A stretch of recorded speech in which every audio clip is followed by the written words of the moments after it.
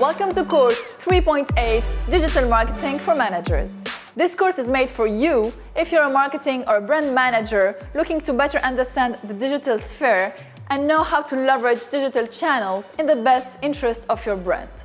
It's also made for marketeers desiring to start a new position in a management role that requires a decent amount of knowledge when it comes to digital marketing.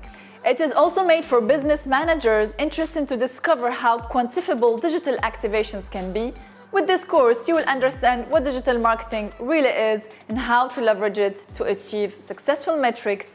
You will learn which channels can be used in digital marketing and how do they all come together for the best.